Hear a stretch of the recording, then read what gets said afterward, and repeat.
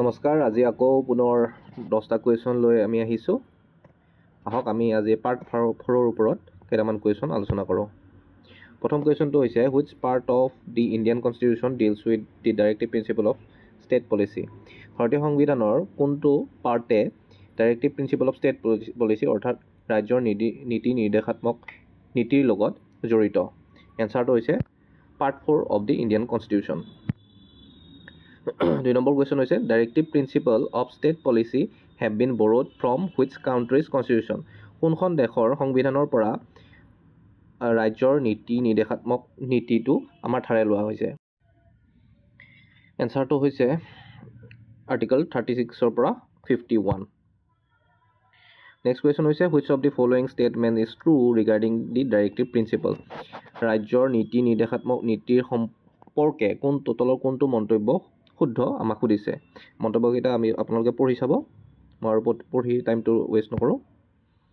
এনসাৰটো হৈছে they are non justiciable and fundamental in governance non justiciable মানে হৈছে আপুনি যদি ধৰক এটা আৰ্টিকল যেনিবা 44 যেটো মানে আমাৰ ইউনিফৰ্ম সিভিল কোডৰ বিষয় থাকে হেতু যেনিবা আপোনাৰ উলংঘাও হৈছে তেতিয়া আপুনি কোৰ্টত যায় আপুনি জাস্টিস বিচাৰিব নোৱাৰে বৰ্তমান মানে এইকেটা নন জাস্টিসিয়েবল হয় যেনেকৈ ফান্ডামেন্টাল ৰাইটস যেনিবা আৰ্টিকল 14 টো আপোনাৰ ভাইলেট হৈছে তেতিয়া আপুনি সুপ্ৰিম কোৰ্ট বা হাই কোৰ্টত যাব পাৰে যায় আপুনি পেটিশন দাখিল কৰিব পাৰে যে মোৰ ফান্ডামেন্টাল ৰাইট টো উলংঘা হৈছে তেতিয়া আপুনি ন্যায় পাব কিন্তু এই ক্ষেত্ৰত ডিপিএসপি যদি উলংঘা হয় তেতিয়া আপুনি ন্যায় নাপায় এটোৱে বুজায় এটুকে নন জাস্টিসিয়েবল বুলি কোৱা হয় Next question is the directive principles aims to establish what type of state in India. DPSP ভাৰতক এখন কেনেকুৱা ৰাজ্য হিচাপত বা ৰাষ্ট্ৰ হিচাপত নিৰ্মাণ কৰিব বিচাৰে এনসাৰটো হৈছে ওয়েলফেয়াৰ ষ্টেট মানে কল্যাণকামী ৰাষ্ট্ৰ হিচাপত নিৰ্মাণ কৰিব বিচাৰে Which article of the Indian Constitution directs the state to secure a uniform civil code for all citizens মই অলপ আগতে আপোনালোকক ইউনিফৰ্ম সিভিল কোডৰ বিষয়ে উল্লেখ কৰিলো এই আৰ্টিকলটো সুধিছে আৰ্টিকলটো হৈছে 44 এতিয়া কথাটো হৈছে ইউনিফৰ্ম সিভিল কোডটো কি মানে চাওক আমাৰ ভাৰতত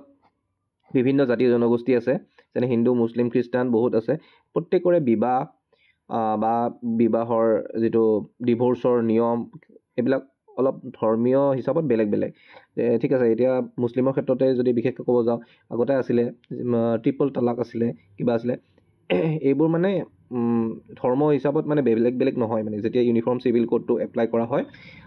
সকলো জাতি ধৰ্ম নিৰপেক্ষে একেটাই নিয়ম হ'ব হিন্দুৰ কাৰণে যেনেকুৱা নিয়ম বিবাহৰ ক্ষেত্ৰত মুছলিমৰ কাৰণেও সেই সেম নিয়ম হ'ব বা খ্ৰীষ্টানৰ কাৰণেও সেম নিয়ম হ'ব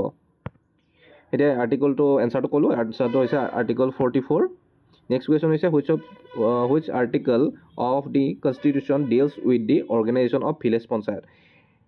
গাঁও পঞ্চায়তৰ লগত তলৰ কোনটো আৰ্টিকল জড়িত কৰিছে এটা আপোনালোকে জানে আৰ্টিকল 40 yes আৰ্টিকল 40 এটা কথাটো হৈছে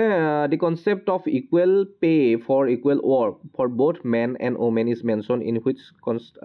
article কোনটো অনুচ্ছেদত খুদিছে যে সমান কামৰ বাবে সমান বেতন দুয়োটা মহিলা আৰু পুৰুষ দুয়োটাৰে কাৰণে সমান কামৰ বাবে সমান বেতন এটো কোনটো আৰ্টিকলত কোনটো অনুচ্ছেদত উল্লেখ আছে খুদিছে ভাৰতীয় সংবিধানৰ এটো হৈছে article 39D Next is which article directs the state to protect and improve the environment and safeguard forests and wildlife এতিয়া কথাটো হৈছে পৰিবেশ আৰু বন্যপ্ৰাণীৰ সুৰক্ষা যেটো আছে এটো ভাৰতীয় সংবিধানৰ কোনটো ডিপিএসপিৰ আন্ডাৰত মানে কোনটো অনুচ্ছেদৰ আন্ডাৰত এটো লিখা আছে আমাক সুধিছে এনসাৰটো হৈছে আৰ্টিকল 48A আৰু ইয়াতে আপোনালোকে মন কৰিবলগীয়া এটা কথা যে আৰ্টিকল 48A টো অৰিজিনেলি যেতিয়া আমাৰ প্ৰথম সংবিধানখন আমি গ্ৰহণ কৰিছিলো এডপ্ট কৰিছিলো তেতিয়া এটো আৰ্টিকল নাছিলে এটো আৰ্টিকল পিছৰ পৰ্যায়ত ইনক্লুড কৰা হৈছে আৰু তেতিয়া আৰু কেতিয়া হৈছিলে 42nd এমেন্ডমেন্ট এক্টৰ দ্বাৰা যেটো 1976 ত হৈছিলে তেতিয়া 48A টো আমাৰ সংবিধানত ইনক্লুড কৰা হৈছিলে Next question হৈছে which article directs the state to promote international peace and security আন্তঃৰাষ্ট্ৰীয় শান্তি আৰু সুৰক্ষাটো ভাৰতীয় সংবিধানৰ কোনটো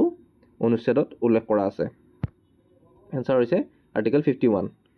গতিকে আজিলৈকে এইখিনি। Thank you. ভিডিঅ'টো কেনে পালে নিশ্চয়কৈ জনাব, আৰু যদি আপোনালোকে